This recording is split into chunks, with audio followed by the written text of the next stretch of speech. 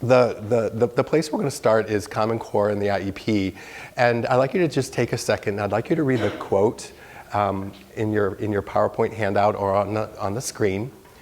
Just take a second, and then I'd like you to process it through the lens of the students that you teach or the children with disabilities that you have.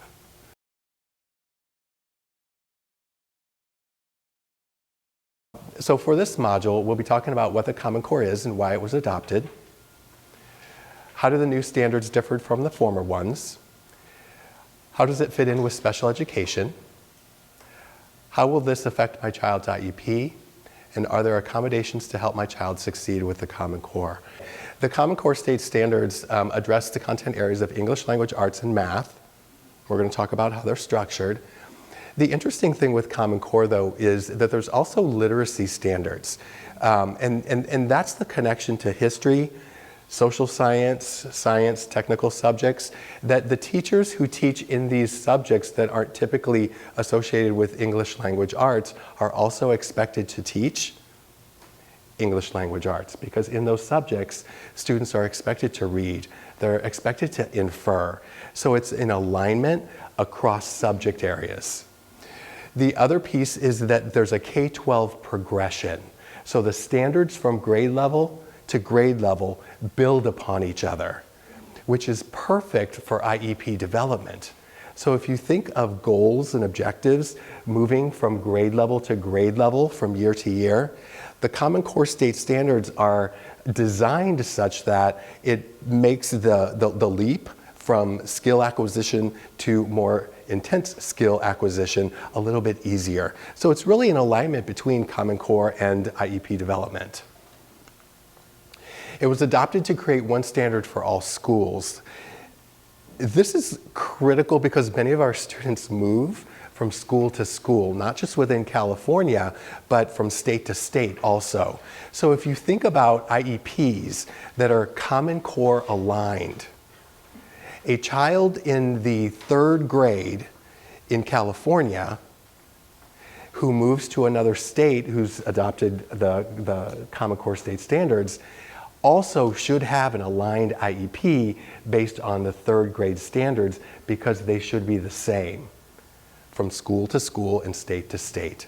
So it's another alignment for IEP development in relationship to the Common Core. And I think one of the most important pieces to Common Core, and you'll hear me say this a couple times today, is college, career, and civic life readiness. That the focus has to be on the skills that are valued in today's workforce. And what are those skills has become the question. So if you think of the ability to collaborate, is that an important skill to acquire in order to be successful with most jobs, to collaborate? What about perseverance? The ability to persevere through difficult situations. What about the ability to self-regulate yourself? To not get frustrated and let it show and act out or behave negatively and have to leave a situation.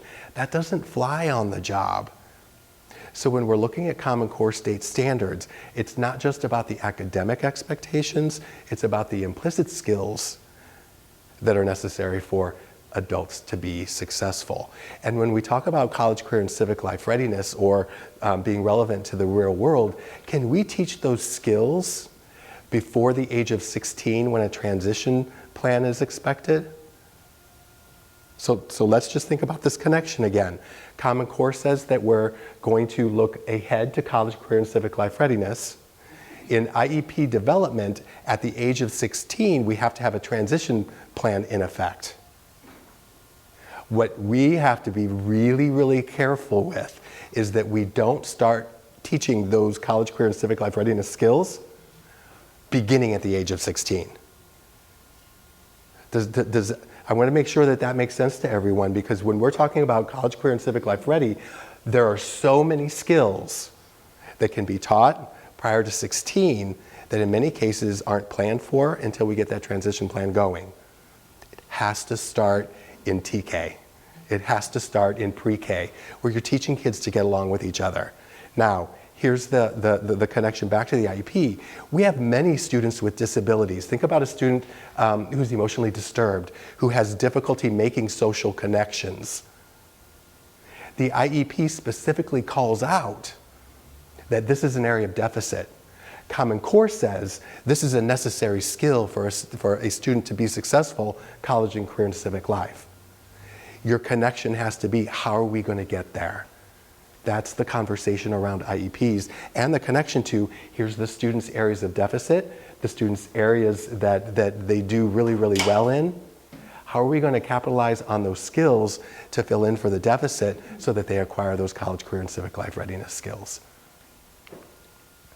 There's a few shifts in the Common Core from our previous CSTs. And these are specific to English language arts. And again, I'd like you to contextualize the students that you teach or your child with a disability. Regular practice with complex texts and use of academic vocabulary. Does that raise a little bit of anxiety? And it should, but we also have to be able to look at each statement through the lens of what does it mean for my child or my student. So in terms of complex text, what is complex text for your child? So if your child is 14, complex text could be text written at a first grade level. That's what the IEP assessments will tell us. What's the instructional level? What's the independent level of text? And when we get into questions, those are going to be some of the questions that parents have to be able to ask and know in order to work with their child at home. Reading, writing, and speaking grounded in evidence from text. And this is getting to that deeper level of understanding. Students can't just mark a box anymore, or they can't just answer a question that's based on their own thinking. They have to be able to prove it, or they have to be able to answer the question, why do you think that way? Or what led you to that conclusion? And then lastly, build knowledge through content-rich nonfiction. And the big piece here is nonfiction. Many times, especially at the elementary level, we spend a lot of time providing students with stories, with fiction. There's a balance with Common Core, balance between nonfiction and fiction. So it's interesting with number 3, think of a student with autism, and they have an extreme focus on a particular topic. Like I've seen trains, for example. Trains could be something through which we could build their reading levels because it's an area of interest, and there's tons of nonfiction text based on that area of interest. So you're making the connection so that students only aren't reading stories, they're also learning about the real world using nonfiction. And it becomes about 50-50. I've heard where people have said that, well, there's not going to be any more stories, there's not going to be any more literature in Common Core. It's not true. It's still going to be literature, still going to be works of art that we want our students to be exposed to. We also have to help them understand the text structure of nonfiction, which is different than narrative. Okay? So these are just a few of the shifts. And then we're not going to go through each one of these, but in your PowerPoint handout, you have examples of what a student must do based on the Common Core, and then what parents can do, just to help make the connection going through each one of the shifts that we just talked about. So for example, a student must read material at their comfort level, but also work with more challenging text. Know your child's independent instructional reading levels based on your observations, your teacher reports, and IEP information. So it's just a connection that we can make, that if there's a shift in a particular area, what you can do at home to help support what's happening at school. And then the same thing for reading, writing, speaking, grounded in evidence from text. For example, discuss what their author, writer, speaker is up to, and then ask more probing questions to get at deeper thinking. Compare multiple text and writing. Write books together or use evidence and details. And shift number 3, building knowledge through content-rich nonfiction. Enjoy and discuss the details of nonfiction, what you can do at home with your child. couple examples. Same thing in math, just a couple shifts in math. There's greater focus on fewer concepts. So where we used to go really, really fast through the math concepts and we wanted kids to be moving at pretty high speed, we're now focusing on fewer concepts but going deeper. So we're focusing on a specific skill that's a priority at a particular grade level, spending more time so that students can get to deeper conceptual understanding. Same thing with coherence, and we talked a little bit how the standards spiral. Coherence is the same thing. You're linking topics in math from grade level to grade level. When you think back to IEP development, many times the math skills have seemed a little bit siloed. There's some resources that are on the Padlet that allow parents and educators to really look at what the focus is going to be at a particular grade level so that we can prioritize what we want our students to know in order to be successful at the next grade level. And then finally, rigor. And I get a lot of questions about rigor. What does it mean? What does rigor mean? And just to put it simply, I like the work of Barbara Blackwell. And she says pretty simply, it's providing the environment for students to learn at a high level, whatever that is for the student. And here's the other piece of that. Not just that I as the teacher am providing the environment for the student to learn at a high level, the student is able to express what they know at a high level, in whatever way that happens to be for the student. And then there's what students are expected to do and what parents can do. So just some resources for you, but I did want to point out on the first one, spend more time on fewer concepts or persevere.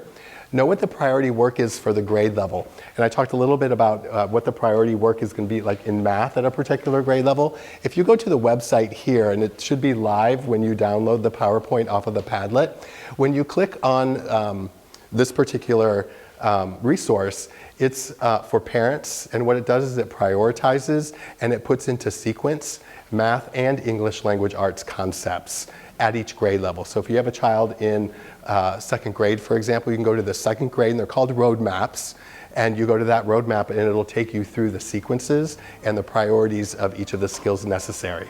You have common accommodations, and this is something that when I worked in Elk Grove in my previous district, we would have these actually at the table during the IEP. And we had examples. And what we would have parents do also is ask, what works at home? What do you do at home in order to support your child that we could implement at school? And I think we have to be really, really clear that it's not just a one-way conversation, that parents are getting information from the school on how parents can support the school, but it also works the other way. What are parents doing at home that we could do at school in order to be supportive? Does that make sense? We want that two-way conversation to happen. And this was one of the ways that we did that as a school district, we would come with accommodations that worked really well in the classroom. We would also have it for parents or send it home in the request for attendance, and they would fill it out before the meeting, or we'd do it during the meeting. And we found that it became a really, really usable document. And it's not exhaustive, it's just some suggestions. But it really opened up the lines of communication and collaboration between parents and the school.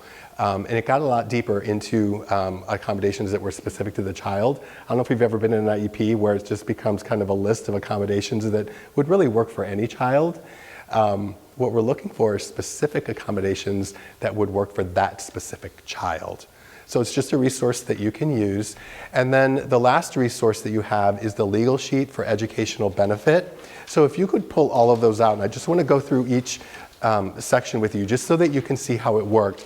And this is another resource that we used in my previous district so that everyone understood what educational benefit is. And there's a misunderstanding of what educational benefit means. So we're going to go over that really, really quickly. Broadly, educational benefit means that the student is making progress from year to year. Here's my concern. When you sit down at your IEP meeting, you become focused on that IEP that you're creating.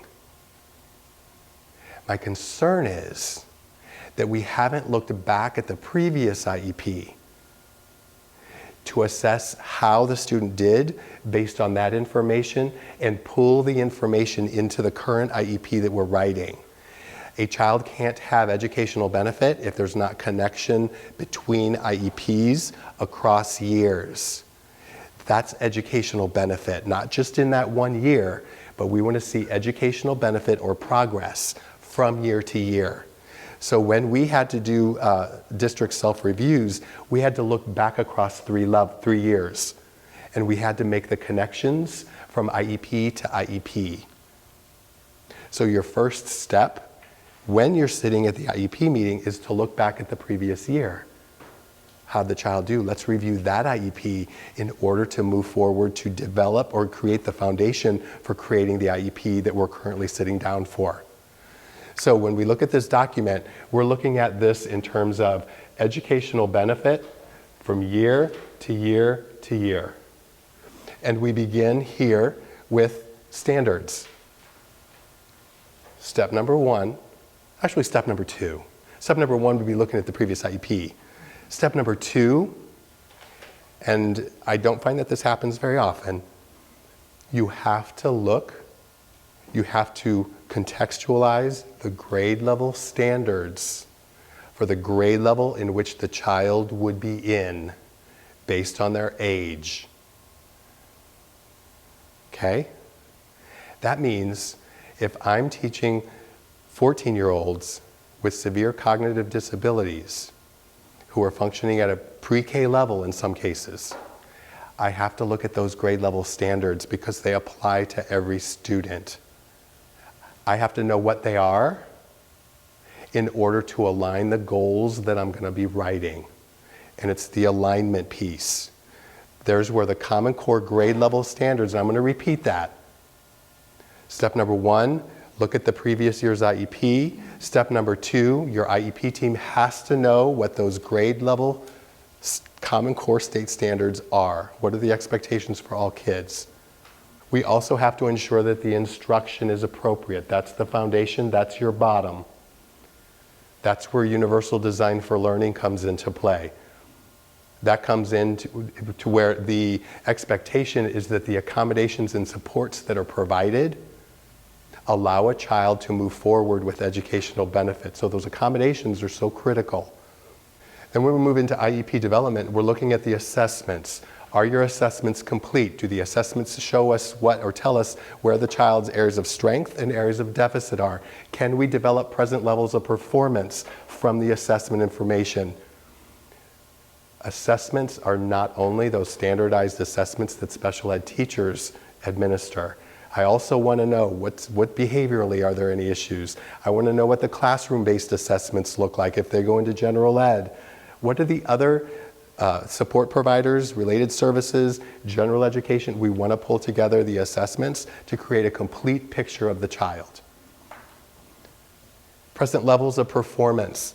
And if you're taking notes on the educational benefit chart, present levels of performance cannot only focus on areas of deficit. The expectation is that there's also what are the child's strengths. That's what you're going to build from. So your present levels of performance is where the child is currently performing. From the present levels of performance, we're going to identify the areas of need. What are the areas of deficit? Because from the areas of need, we have to have at least one goal for every area of need. One-to-one correspondence.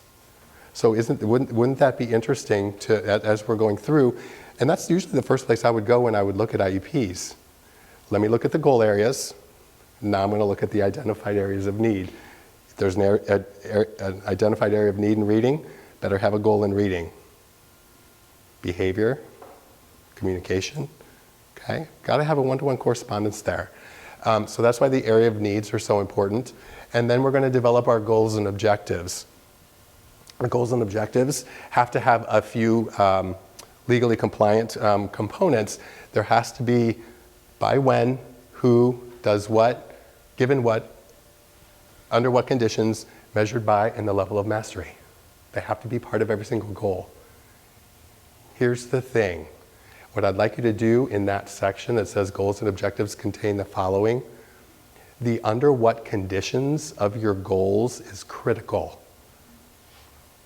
So go back and look at some of the IEPs either that you've written or that your child has. Your under what conditions means that the child will be provided something in order to meet the goal. And that's critical because that could be the portal through which the child accesses the skill. So for example, will be provided a graphic organizer. When using their assistive technology, that's the under what conditions or given what. They need to be given something in order to move forward. So the way the goals are crafted are absolutely critical. And the goals, if you have a Common Core state aligned IEP, your goals are aligned to the grade level standards. So this is your alignment piece right here, this column. And then what supports and services are necessary for the student to move forward in meeting their goals and objectives. And then finally, progress monitoring. If there's one thing that I see missing from many IEPs is that they're not progress monitored. And I'm going to make one more statement about educational benefit. If we don't progress monitor, and as a parent, this would be my focus. Any piece of advice, this would be my piece of advice for you. I would want to know the intervals at which my child will be progress monitored throughout the year. Because here's what might happen. If we don't progress monitor, we don't know whether or not the child is making progress. And if the child isn't making progress, we can't realign the IEP. So it's either 4 weeks that we notice that a child hasn't made progress, or if we don't progress monitor, it could be a whole year. And we don't realize that we've missed the mark because we haven't progress monitored. And we can't update the IEP if we don't know that information. So the progress monitoring piece is critical. And I mentioned earlier that there's implicit expectations with the Common Core. Many times we focus on Common Core and what the academic expectations are. And don't get me wrong, don't leave here and say Kevin Schaefer said academics aren't important. I think for students with disabilities especially, and for all students, but specific to students with disabilities, we also have to look at Common Core through the lens of implicit expectations. What does it mean to be communicative competent? And do our students have the ability and the tools necessary to be communicative competent? And I put that at the top because that, to me, if a student cannot communicate, we've tied their hands. Communicative competence means this. I'd like you to write this down. It's 3 steps. Communicative competence, number 1, communicative competence means that as the teacher or as the parent, I've provided a student an intent to communicate. So that's number 1. There's an intent to communicate, a reason why the student needs to communicate, either to get their needs met, or I've asked the question and they need to answer it. So there's an intent to communicate. Number 2 is that there's a mode of communication identified. Could be oral, could be electronic, could be a gesture, thank you. Could be a gesture, right? Doesn't a gesture communicate what a child's needs are? So we have to ensure that a child has a mode of communication. If they have no way to communicate, I have no way of planning my lesson. I don't know what they know. I don't know what they don't know. And then the third and final step with communicative competence is that there has to be listener comprehension. There's no point if I don't understand what the child's trying to say. And that's kind of your instructional, your communication cycle.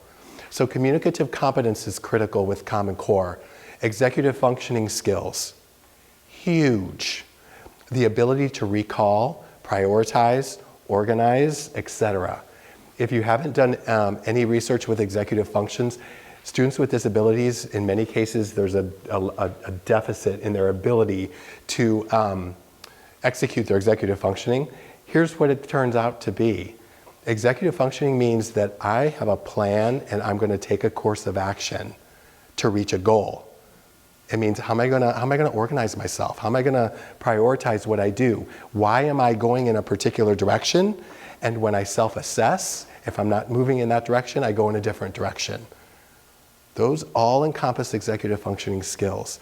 It's also, with your child or children, have you ever gone into their room and asked them to find something and they have no idea where it is? Same thing with a backpack or in their desk. They can't find it because their executive functioning skills, they don't have a plan to organize themselves. So executive functions, critical to being successful in Common Core. Same thing with social emotional learning. How well we know ourselves, how well we can get along with others. Huge expectations in Common Core to collaborate. You have to collaborate with your peers. You have to collaborate within a large group. That takes some very explicit instruction. Appropriate behaviors, self-determination, and self-advocacy. Self-advocacy, if you could put a highlight, a circle, an underline under self-advocacy, and I'm going to go out on a limb, and I might not be your friend after this statement.